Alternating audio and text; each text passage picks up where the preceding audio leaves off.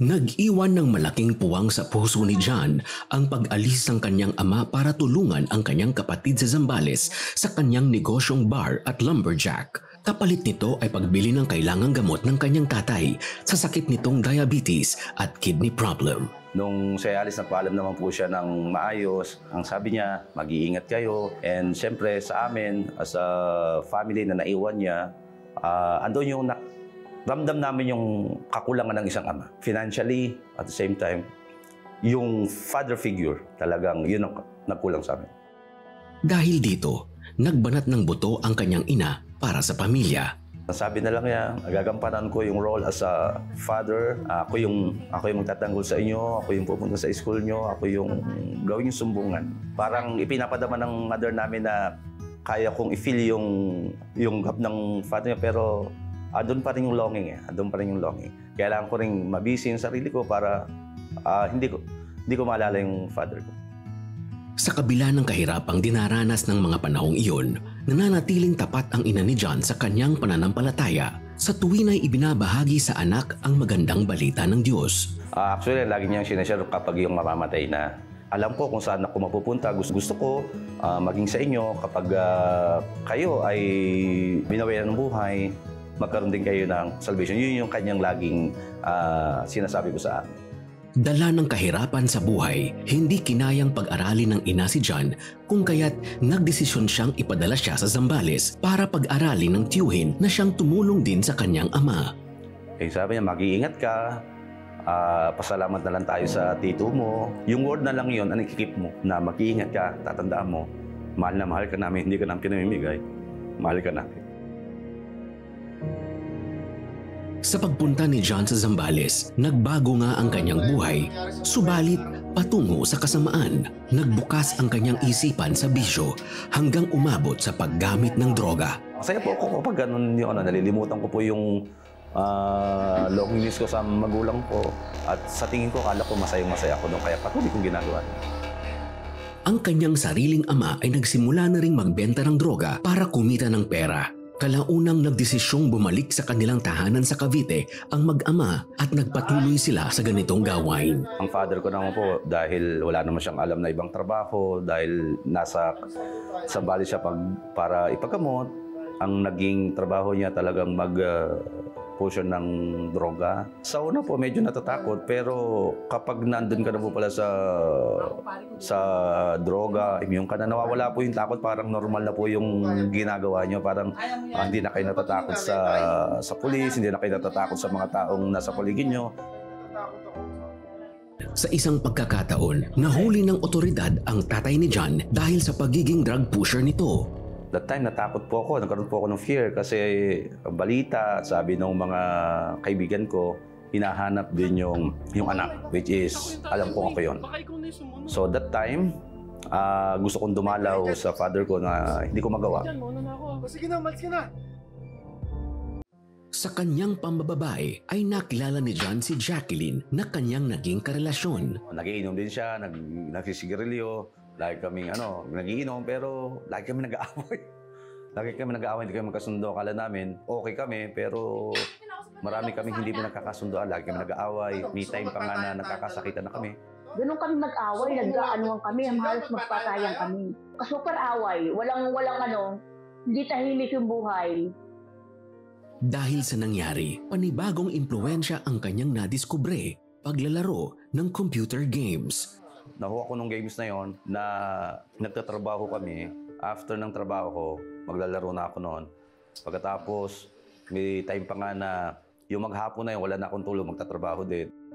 Naging dahilan ito para mas lalong lumayo ang loob ni John kay Jacqueline. Isa din sa nagiging pagkatalo po namin yung games ko, which is hindi ko naman po pinakikinggan siya, ang pinakinggan ko lang sarili ko. Kaya yun po, narinig ko na marami siyang sinasabi sa akin.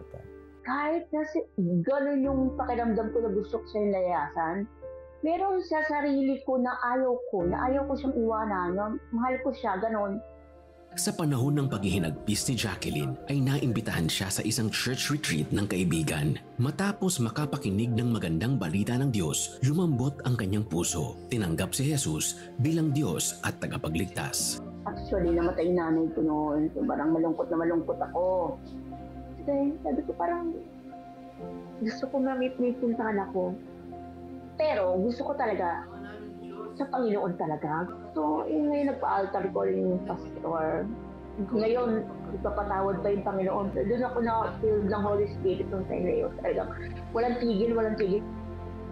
Sa tulong ng kasamahan sa simbahan ay unti-unting nabuo ang relasyon ni Jacqueline kay Jesus at nagsimula ang pagbabago sa kanyang buhay. Parang sa isip ko na iiwanan lahat ito. Naging malaya ako sa bisyo, naging malaya ako sa galit, na natuto ko mag-pray sa mga tao. Ang kanyang pagbabago ay naipamalas din niya kay John. Naging mapagmalasakit siya rito. Kay John, gano'n na malaya ako na pasabi sa kanya yung nasa puso ko. Tinanak yung pagtalo. Ganyan, parang siguro nagtataka siya. Parang binago na talaga ito Kaya nakukunta ka, anong meron sa taong to? Anong nangyari?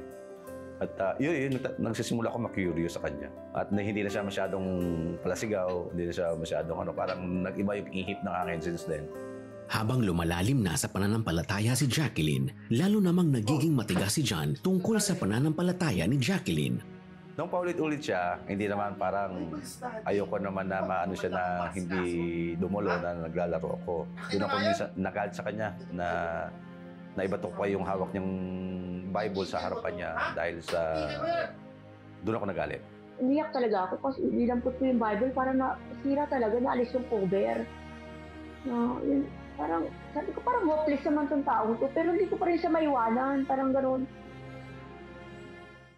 Bagamat naranasan ni Jacqueline ang matinding persecution mula kay John, hindi sumuko sa pag-iengganyo niya kay John na mag-church. Ayaw niya, parang napaplastikan yata siya, parang gano'n. Sa akin naman, kaya gusto ko siya invite kasi sabi nung sa Bible, di ba na kailangan na ang unang ministeryo mo, yung pamilya mo, yung malalapit sa'yo, di ba?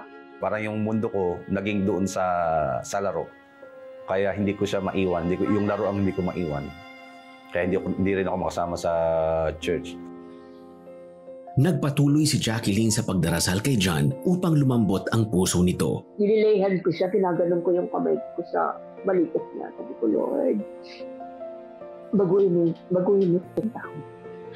Baguhin mo yung puso niya. Maglingkod din siya sa'yo kasama. Magkasama kami maglingkod sa'yo. And sana mahalin niya ako ng buong puso niya. Nakita ko yung pagbabago niya. Na malaking pagbabago, which is hindi man ako na-influensyahan ng mga sinasabi niya, but nakikita ko kung paano kumilos yung Panginoon, yung Lord sa buhay niya. Nakapanayam din namin si Bishop Ariel Bernardo, ang taong tumulong sa kanila upang makakilala sa Diyos. Proseso na kung saan sila ay unti-unting tinuruan, unti-unting tinrain ng Panginoon hanggang sa sila ay makakuha ng pag-ibig ng Diyos at masurrender na nila yung kanilang buhay sa Panginoon. Sa pagbabago ni Jacqueline, tuluyang tinalikuran ang dating pamumuhay. Sa akin lang kasi, pag binago ka na ng Panginoon, totally binago ka na. Wala na, parang inalis na lahat yun yung mga temptation na gano'n, inom, darilo, para sa akin. Wala na yun sa isip ko, wala na sa vocabulary ko yun. Bukod pa rito, nakausap ni Jacqueline ang dalawang anak na nasa Pilipinas. Nais din niyang maimpluwensyahan sila sa pananampalataya kay Jesus. Kasi Christian school siya eh. So doon sila nasanay ng mga Bible study, mga teacher nila Christian. Dahil doon sa kabutihan ng Diyos, dahil ayaw ng Panginoon na tayo lang maliligtas, kailangan yung buong pamilya natin ay maligtas din. Sabi ko sa kanila na may plano ang Panginoon. Kung ano mang nangyayari sa atin, may plano ang Panginoon. Para pagpalain tayo, hindi tayo para saktan. Halos umabot ng 1 taon bago pumayag si John na magpunta sa church. Kasi pinagpipray ko, ba't ako magugulat? Pinagpipray ko siya eh. Pag sumama siya, sabihin, answered prayer ako, di ba? Ito na to. Kasi ako nga binago eh. Kaya pala tayo. Babuhin din siya. Kaya start talaga. Simpleng araw naman ito, mapagbigyan lang. Nothing new, parang ganun lang yung mindset ko, makasama lang. Hindi naging madali ang pagdalo ni John sa church. Feeling ko parang stranger ako parang stranger. Parang ako yung dating ganito yung nung buhay ko na ako'y bata na minulot ako ng mother ko, pero nung time na yon, stranger ang tingin ko sa sarili ko. Habang nagpapatuloy sa pagpunta sa church si John, ay hindi pa rin niya binitiwan ang bisyo ng pag-inom at sigarilyo, lalo na nang makahanap ng churchmate na nasa ganoong bisyo. I'm living a double life Christian na parang pwede ka sa mundo, pwede ka sa church. Parang yung balat kayo na Kristiyano. Sa paningin ng iba, umatin ka. Pero ang mindset ko, hindi naman talaga sa Panginoon. Parang may mali sa mga ganitong bagay, may mali. Kung nagsisimba ka, dapat yung time na yon na hindi pa siya ganun kalalim, sa church lang. Masabi lang sa church, pakitang tao. Pero deep inside, hindi ka talaga totoong Kristiyano. Naunawaan niya na ay pa lang yung pabalik pa lang. Kumbaga, sa kanyang kaisipan, sabi niya, mas gugustuhin niya na nakaka-attend ako sa church kaysa yung nasa bahay lang. Hindi nagtagal, masidhing nangusap ang Panginoon sa puso ni John upang tanggapin si Jesus bilang Diyos at sariling tagapagligtas. Narinig ko sa binitawan salita nung speaker doon sa kanya, nag-altar call siya, ikaw na matagal nang tinatawag ng Panginoon, simula bata ka pa, pero nawala ka, nawalay ka. Pero ngayon, tinatawag ulit kita, walang imposible sa akin. Come. Nung paglapit ko ngayon sa Panginoon, naramdaman ko yung kakaibang galak. Hindi ko masabing nakuha ko sa laro, nakuha ko sa bisyo, nakuha ko sa mga naging partner ko that time. Parang iba yung naramdaman ko na kapayapaan. Iyak ako sa Panginoon kasi sinagot ng Panginoon yung totoong mag-surrender lang buhay namin sa Panginoon. Do, pinipigilan ko, nagmamatigas ako, pero alam ko, nangungusap na ang Panginoon sa puso ko. Sa pagtahak ni John sa landas ng pagbabago ay isang kasagutan ang kanyang nakamtan. Yung po palang mga longing ko sa family ko, sa father ko, sa mother ko, sa mga relasyon, lahat ng mga hinahanap ko na po kumpleto sa buhay ko, wala pala doon talaga. Kay Jesus talaga. From contender ng away hanggang sa yung naging sukli ko sa partner ko, naging iba. Sinimulan ding ayusin ng Panginoon ang relasyon ni John at Jacqueline. Umiiyak po siya. Yung time umiiyak po siya. Sa galak. Hindi po siya umiiyak dahil sa dating nag-aaway kami. Umiiyak siya sa saya. Sabi niya, thank you Lord dahil na-restore ka. Salamat sa Panginoon. Kumbaga yung kanyang pagsasakripisyo nagbunga. Iba talaga yung kung ano siya dati, ibang-iba talaga nung tinanggap niya yung Panginoon. Totally binago talaga siya, karakter. Yung bisyo niya nawala, and mas malalim pa nga. Sa nakamit na pagbabago mula kay Jesus, ay unti-unting binitiwan ni John ang mga bisyo. At naisip ko yung sinabi ni Jesus sa talata, the truth shall set you free. Kaya totally, napig ko na nakalaya talaga ako. Nakalaya ako sa bisyo. Nakalaya ako sa maging sa online games na naging napakalaking part sa buhay ko. Lahat ng mga accounts na gamit ko, hindi ko na talaga siya binalikan. At sabi ko, nangako sa Lord, your will be done. Upang maging ganap na malaya sa gapos ng nakaraang pamumuhay, sumailalim si John sa isang inner healing and deliverance service. Minsan pang nangusap ang Diyos sa kanya. Yung sinasabi ng pastor, kasi sabi niya meron tayong kagalingan sa panlabas. Sabi niya, ikaw na binago ng Panginoon, ay inanyayahan kita sa harapan at nais kong ipag-pray kita. Ang sabi ng Lord na nagriso sa isip ko, ibigyan kita ng bagong makakasama, ng bagong makaka-fellowship mo.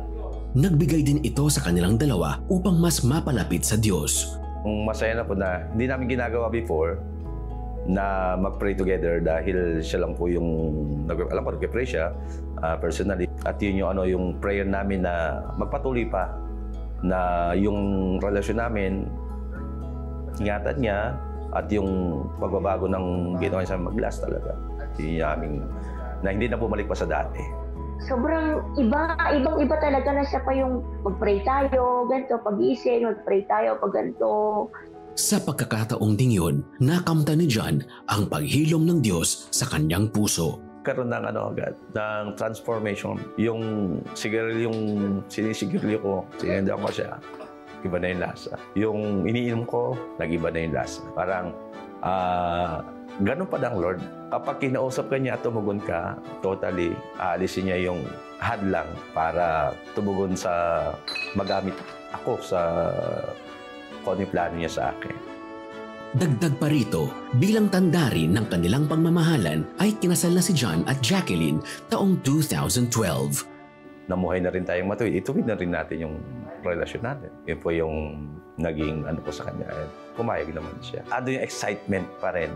Wow, ikakasal na ba talaga ako? Parang sa babaeng minamahal ko. Parang ganon. Kasi dati hindi ako nakaka-feel ng love. Yun yun, hindi ako nakaka-feel ng love. Pero that time, hindi po talaga sa puso ko ng Lord yung pag-ibig at pinagtapat ko sa wife ko kay Miss Jackie, and then siya din ganoon. Sabi niya, masaya ako na niyaya mo kong pakasal. Grateful siya kasi ako yung napangasawa niya, ako yung bagay sa kanya, sa karakter niya. Gusto namin maging maayos yung buhay namin. Parang pinupukot ng Lord sa isip namin na kailangan maging modelo kami. Ito pala talaga yung mga gusto ng babae, yung maikasal ka sa taong mahal mo. Lumipas ang ilang taon, si Jacqueline ay naging worship leader ng kanilang local church at sinunod din ni John ang panawagan ng Diyos na maging pastor mula sa Korea na ngayon ay nasa Pilipinas na. Hangad niyang maibahagi ang salita ng Diyos sa iba't ibang panig ng mundo. Ang tinitignan ko kasi paglilingkod sa Panginoon, hindi para dun sa mga tao. So, sabi ko kung dati very selfish ako, ngayon gusto kong paggamit talaga totally yung buhay ko sa Panginoon. Mapapurihan ka, gusto ko Lord na masama ka sa Espiritu at katotohanan na Lord, nawa. Sa pamamagitan ng boses na ito, gamitin mo yung boses ko, Panginoon, para for your glory, Lord. Sa faith journey ni John, ito ang kanyang natutunan. Tested and proven sa ating Diyos na kahit napakasama mo in the past, kahit na anuman kamalian ang tinahak mo in the past, ikaw man yung naging karumadumal na tao in the past, but still, ang Diyos ay Diyos. He is a God of second chance. Kaya niyang baguhin ang kahit sinong tao.